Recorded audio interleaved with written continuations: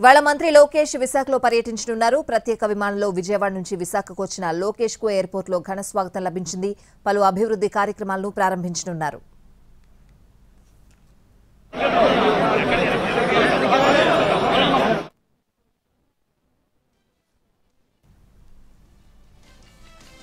ఏపీలో reverse tendering పాలసీకి స్వస్తి చెప్తూ కేబినెట్ నిర్ణయం తీసుకుంది. పాత పద్ధతిలోనే టెండరింగ్ కొనసాగేలా కేబినెట్ ఆమోదించింది. అలాగే స్పెషల్ ఎన్ఫోర్స్మెంట్ బ్యూరోను రద్దు చేసింది. పట్టాదారు పాస్ బుక్ పై జగన్ ఫోటో తొలగింపుతో పాటు సాగునీటి సంఘాల ఎన్నికల నిర్వహణకు గ్రీన్ సిగ్నల్ ఇచ్చింది. వివాదాల్లోని భూముల రిజిస్ట్రేషన్ నిలిపివేతకు ఆమోదించింది.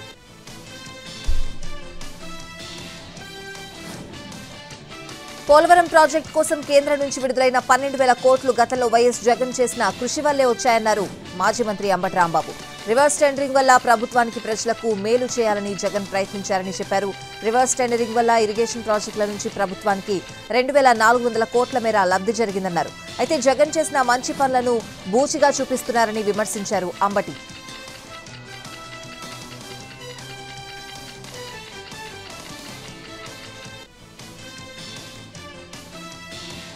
జాతీయ ప్రాజెక్టు పోలవరాన్ని పూర్తిగా నిర్మించేందుకు కేంద్రం సుముఖత వ్యక్తం చేసింది. ప్రాజెక్టుకు అవసరమైన నిధులన్నీ ఇచ్చేందుకు కేంద్రం సంసిద్ధత వెలుబుచ్చింది.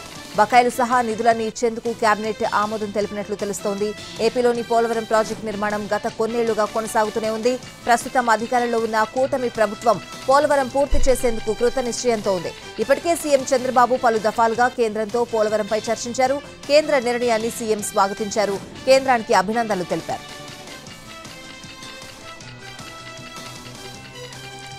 వైసీపీకి షాక్ల మీద షాకులు తగులుతున్న అసెంబ్లీ ఎన్నికల్లో ఘోర ఓటమి తర్వాత కీలక నేతలు ఫ్యాన్ పార్టీకి గుడ్ బై చెప్తున్నారు. వైసీపీ అధికారంలో ఉన్నంతకాలం కీలక పదవులు పొందిన వారంతా రాజీనామా బాట పట్టారు. పోతుల సునీత వైసీపీకి గుడ్ బై చెప్పారు.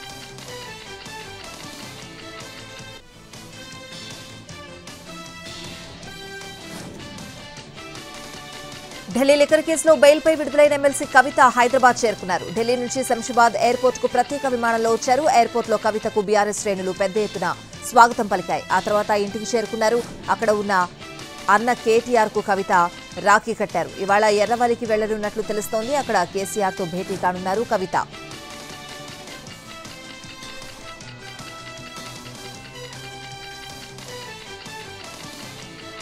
హైడ్రా ముందు అందరూ సమానమే అన్నారు సీఎం రేవంత్ రెడ్డి. మల్లారెడ్డి, పల్లా, మర్రి రాజశేఖర రెడ్డి, ఎంఐఎం, కాంగ్రెస్ నేతలు ఎవరైనా హైడ్రాకు ఒక్కటే అని చెప్పారు. అక్రమ నిర్మాణాలు చేసిన వారిని బీఆర్ఎస్ సస్పెండ్ చేయాలన్న సీఎం రేవంత్ అక్రమ నిర్మాణాలపై అవసరమైతే ప్రజా కోర్టు పెడదామన్నారు. బీఆర్ఎస్ కు నిజాన్ని నిరూపించుకునేందుకు ఇది మంచి అవకాశమని తెలిపారు. అక్రమ నిర్మాణాలుంటే నా ఫ్యామిలీది ఉన్నా తానే కూలగొట్టిస్తానన్న సీఎం రేవంత్ తాను జన్వాడ బయట పెట్టినట్లు కేటీఆర్ కూడా ఆధారాలతో రావాలని సూచించారు.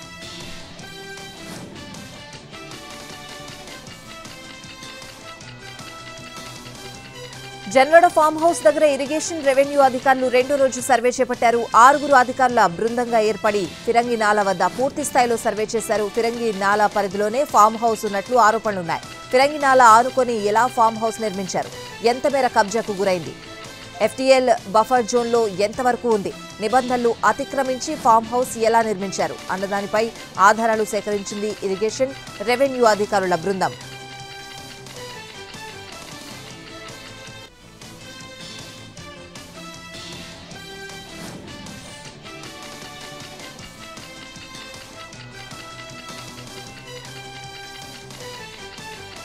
హైదరాబాద్లోని రాష్ట్ర సచివాలయ ప్రాంగణంలో తెలంగాణ తల్లి విగ్రహ ఏర్పాటుకు సీఎం రేవంత్ రెడ్డి భూమి పూజ చేశారు.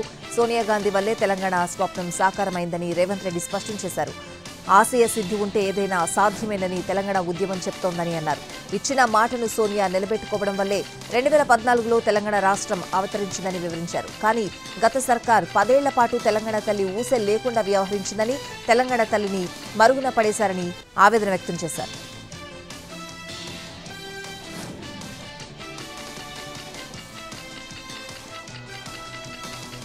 రీజనల్ రింగ్ రోడ్ నిర్మాణాన్ని వీలైనంత తొందరగా కంప్లీట్ చేయాలని నొక్కి చెప్పిన ముఖ్యమంత్రి రేవంత్ రెడ్డి రాష్ట్ర ప్రయోజనాల రీత్యా దక్షిణ భాగంలో అలైన్మెంట్ మార్పులకు గ్రీన్ సిగ్నల్ ఇచ్చారు.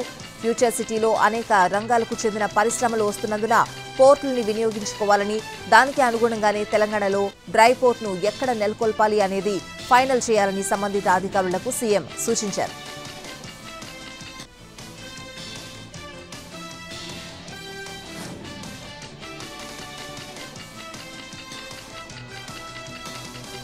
కవిత బెయిల్పై కాంగ్రెస్ రాజకీయం చేస్తోందన్నారు బీజేపీ ఎంపీ రఘునందన్ రావు. సిసోడియా, సోరెన్ కు బెయిల్ వచ్చినప్పుడే కాంగ్రెస్ ఎందుకు స్పందించలేదని ప్రశ్నించారు.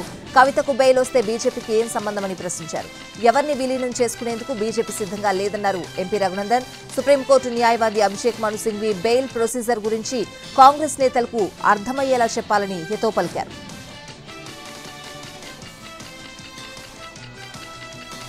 తాడిపత్రి ఘటనపై ఏపీ డీజీపీ స్పందించారు. తాము ప్రజలకు జవాబుదారీగా ఉంటామన్నారు.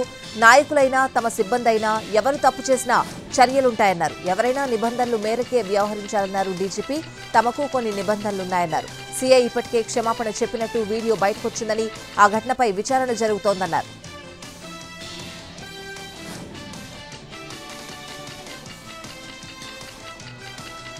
150 ఏళ్లు అలరించిన సినిమా చెట్టు చిగురేస్తోంది. వెండితెర మీద ఆకుపచ్చగా మెరిసిన వృక్షరాజం నేల కొరిగి తిరిగి మొలకలెత్తుతోంది.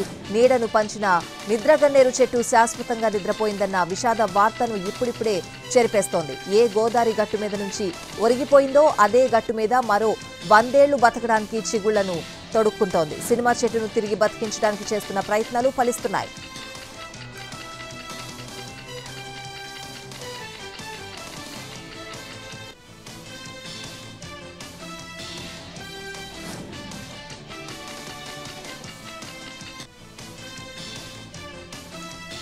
ఎగువ నుంచి వస్తున్న వరద నీటితో శ్రీశైలం నిండుకుండలా మారింది. దాంతో జలాశయం 6 గేట్లు 10 అడుగుల మేర ఎత్తి కిందకి నీటిని విడుదల చేస్తున్నారు. వచ్చిన నీటిని వచ్చినట్లే కిందకు వదులుతున్నారు. పూర్తిస్థాయి నీటి మట్టం 885 అడుగులు కాగా ప్రస్తుతం 885 అడుగుల మేర నీటి నిల్వ ఉంది. దిగువకు నీటిని విడుదల చేస్తున్నారు. మరోవైపు కుడి ఎడమ జల విద్యుత్ కేంద్రాల్లో విద్యుత్ ఉత్పత్తి కొనసాగుతోంది.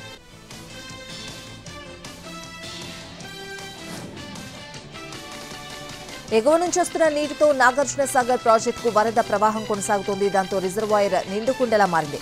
ప్రాజెక్టు 18 గేట్లను 5 అడుగుల మేర పైకి ఎత్తి నీటిని దిగువకు వదులుతున్నారు. డ్యాం అధికారులు సాగర్ పూర్తి స్థాయి నీటి మట్టం 590 అడుగులు కాగా ప్రస్తుత నీటి మట్టం కూడా 590 అడుగులకు చేరింది. సాగర్ జల విద్యుత్ కేంద్రం ద్వారా జల విద్యుత్ ఉత్పత్తి కొనసాగుతోంది.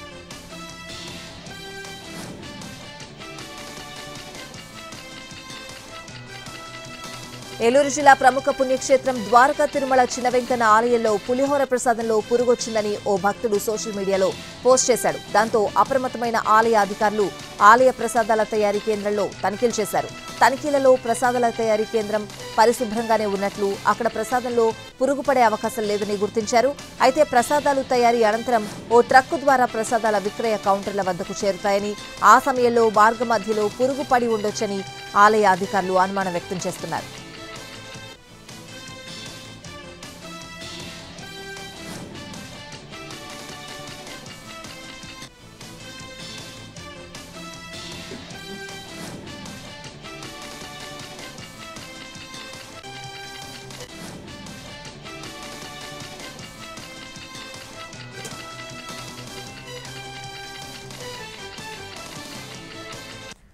విజయవాడలో డూండి గణేష్ సేవా సమితి ఆధ్వర్యంలో మట్టి విగ్రహాన్ని ఏర్పాటు చేయనున్నారు. 72 అడుగుల విగ్రహాన్ని నిలపనున్నారు. మట్టి వినాయక విగ్రహ నమూనా చిత్రపటాన్ని దేవాదాయ శాఖ మంత్రి ఆనం రామనారాయణ రెడ్డి ఆవిష్కరించారు.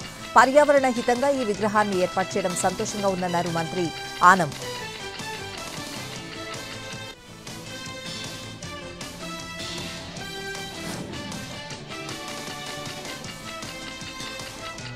ఏపీ మంత్రి సత్యకుమార్ తన తల్లిపై ఉన్న ప్రేమను చాటుకున్నారు. మాతృమూర్తి జ్ఞాపకార్థంగా ఆలయం నిర్మించారు.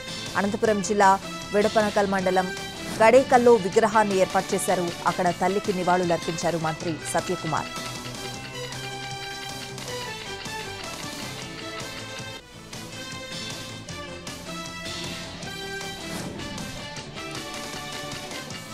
పెద్దపల్లి జిల్లా సుల్తానాబాద్లో తెలంగాణ వైద్య మండలి సభ్యులు ఆకస్మిక తనిఖీలు చేపట్టారు. అనుమతులు లేని ఆసుపత్రుల్లో సోదాలు చేశారు. అనుమతులు లేని ఆసుపత్రులపై కేసులు నమోదు చేశారు. ఆసుపత్రుల మూసివేతకు ఆదేశాలు జారీ చేశారు తెలంగాణ వైద్య మండలి చైర్మన్ డాక్టర్ మహేష్.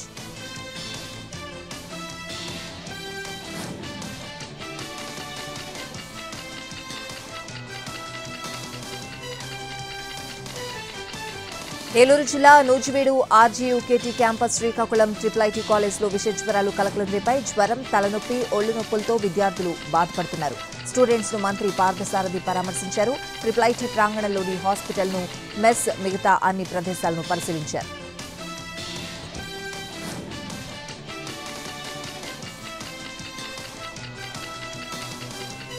తూర్పుగోదావరి జిల్లాలో కిడ్నాప్ కలకలం రేపింది. రాజమండ్రి సెంట్రల్ జైలు నుంచి బెయిల్పై ఒడిశాకు చెందిన సంజయ్ సింగ్ అనే ఖైదీ విడుదలయ్యాడు.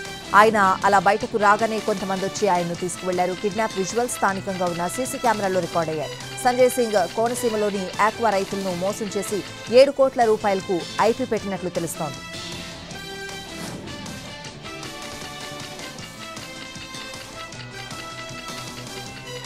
మహబూబాబాద్ జిల్లాలో ఆసక్తికర సంఘటన చోటు చేసుకుంది. భర్తకు దగ్గరుండి మరో పెళ్లి చేయించింది భార్య.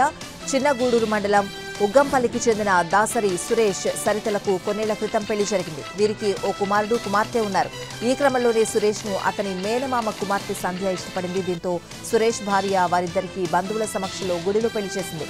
మానసిక దివ్యాంగురాలైన సంధ్య తన భర్తను ఇష్టపడిందని, మానవతా దృక్పథంతో వారిద్దరికీ పెళ్లి చేశానని సరిత చెప్పుకొచ్చారు.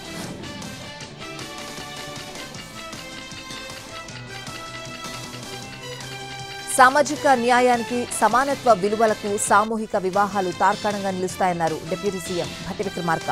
కేరళలోని అలపూజ నియోజకవర్గంలోని ఒచిరా పరబ్రహ్మ దేవాలయంలో జరిగిన సామూహిక వివాహ వేడుకల్లో ముఖ్య అతిథిగా పాల్గొన్నారాయన. కేసీ వేణుగోపాల్ ఆహ్వానంతో ఈ కార్యక్రమానికి వెళ్లారు భట్టి. ఈ కార్యక్రమం సమైక్యతకు, సామాజిక ఆధ్యాత్మిక చైతన్యానికి కేంద్ర బిందువుగా నిలిచిందన్నారు.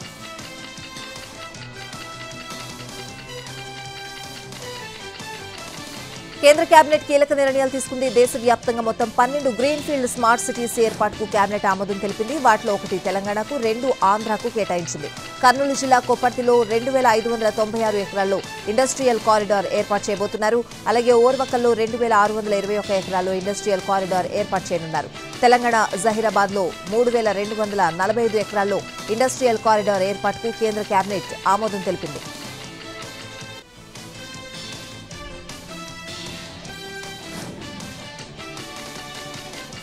ప్రధాని మోడీ అన్ని రాష్ట్రాల సీఎస్లతో వీడియో సమావేశం నిర్వహించారు. తాగునీరు, జలజీవన్ మిషన్, పారిశుద్ధ్యం, జాతీయ రహదారులు, గ్యాస్ పైప్లైన్లు, రైల్వే ప్రాజెక్టులు, అమృత్ 2.0 వంటి అంశాలపై వీడియో సమావేశం నిర్వహించారు ప్రధాని.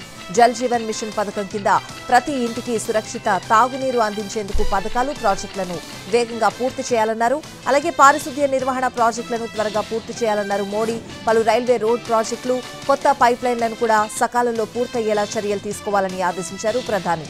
అమృత్ 2.0 కింద పట్టణాల్లోని ప్రతి ఇంటికి సురక్షిత తాగునీటి సౌకర్యాన్ని కల్పించడం, సినరేజ్ ట్రీట్మెంట్ ప్రాజెక్టులు, తాగునీటి వనరుల చుట్టూ పార్కుల అభివృద్ధికి సంబంధించిన ప్రాజెక్టులను వేగంగా పూర్తి చేయాలన్నారు.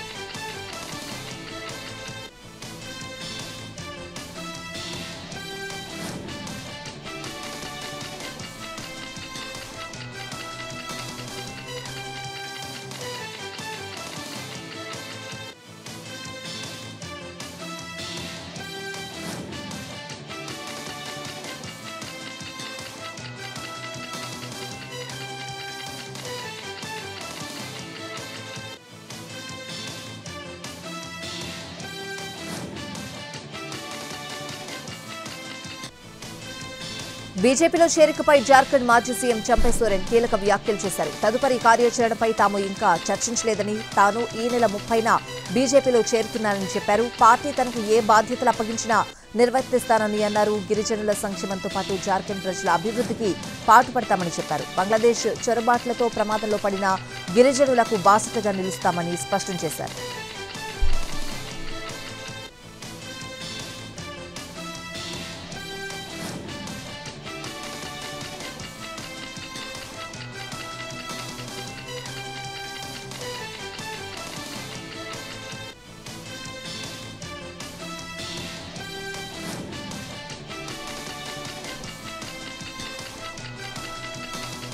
డీఎంకే ఎంపీ ఎస్ జగత్ రక్షణ్ కు ఈడీ భారీ షాక్ ఇచ్చింది.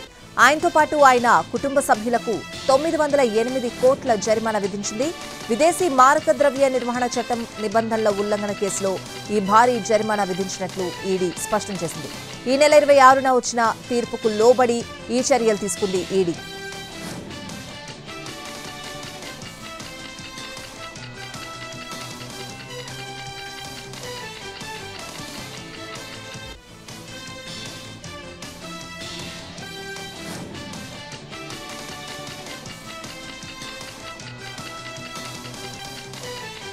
బీజేపీ ఎంపీ కంగనా రనౌత్ రైతుల నిరసనపై చేసిన వ్యాఖ్యలపై రైతు సంఘాలు మండిపడ్డాయి. ఆమె దిష్టిబొమ్మతో నిరసన చేసేందుకు ప్రయత్నించారు. అయితే పోలీసులు ఆ దిష్టిబొమ్మను లాక్కోవడంతో ఇరు వర్గాల మధ్య పెనుగులాట జరిగింది. ఉత్తరప్రదేశ్లోని హాపూర్లో ఈ సంఘటన జరిగింది. పోలీసుల తీరుపై రైతు నాయకులు మండిపడ్డారు. రోడ్డుపై బైఠాయించి నిరసన తెలిపారు.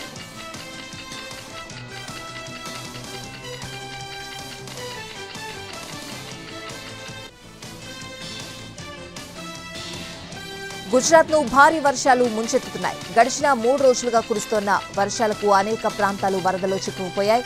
మోర్బీ జిల్లాలోని ధావనా గ్రామంలో వరద నీటిలో ఓ ట్రాక్టర్ కొట్టుకుపోయింది.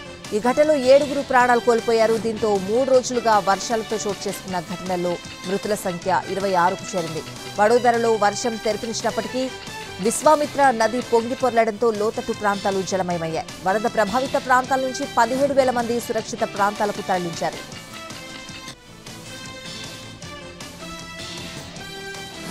బీజేపీ నేత బ్రిజ్భూషణ్ సింగ్ ఢిల్లీ కోర్టును ఆశ్రయించారు. భారత మహిళా రెజ్లర్లపై లైంగిక వేధింపుల ఆరోపణల నేపథ్యంలో తనపై నమోదు చేసిన ఎఫ్ఐఆర్ను కొట్టివేయాలని కోరారు. మహిళా రెజ్లర్లు తనపై చేస్తున్న ఆరోపణల్లో నిజం లేదని ఆయన పిటిషన్లో పేర్కొన్నారు.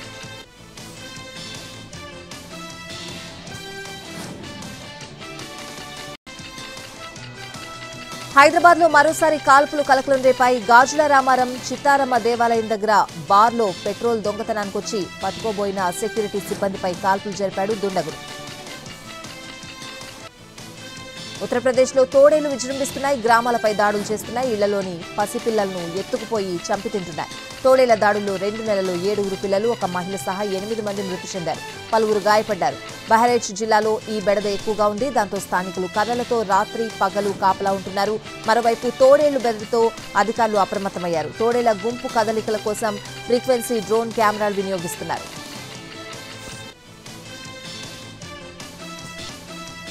ఎస్బీఐ చైర్మన్ గా సి శ్రీనివాసులు శెట్టి బాధ్యతలు స్వీకరించారు. ముంబైలోని స్టేట్ బ్యాంక్ హెడ్ క్వార్టర్స్ లో ఆయన బాధ్యతలు చేపట్టారు. నాగర్ కర్నూలు జిల్లా పోతులపాడుకు చెందిన శ్రీనివాసులు శెట్టి అగ్రికల్చర్ ఎంఎస్సీ చేసి బ్యాంక్ పీఓగా ఎస్బీఐలో కెరియర్ ప్రారంభించారు. ఎస్బీఐలో వివిధ హోదాల్లో పనిచేసి చైర్మన్ స్థాయికి ఎదిగారు. ఒక తెలుగు వ్యక్తి ఎస్బీఐకి చైర్మన్ కావడం గర్వకారణమని పలువురు శ్రీనివాసులు శెట్టిని కొనియాడారు.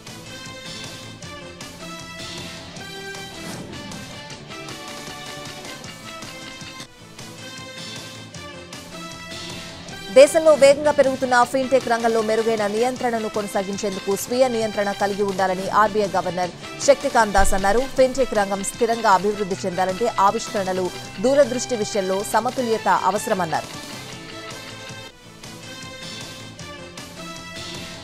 తూర్పు మధ్య బంగాళాఖాతంలో అల్పపీడనం ఏర్పడింది. వాయువ్య దిశగా ప్రయాణిస్తూ ఒడిశా, ఏపీ తీరాలకు చేరే ఛాన్స్ ఉందని వాతావరణ శాఖ అధికారులు తెలిపారు. దాంతో ఇవాళ్టి నుంచి ఉత్తరాంధ్రలో విస్తారంగా వర్షాలు కురుస్తాయని తెలిపారు. 1-2 చోట్ల భారీ నుంచి అతి భారీ వర్షాలు కురిసే అవకాశం ఉందని పేర్కొన్నారు. 30 నుంచి 40 కిలోమీటర్ల వేగంతో గాలులు వీచే అవకాశం ఉంది.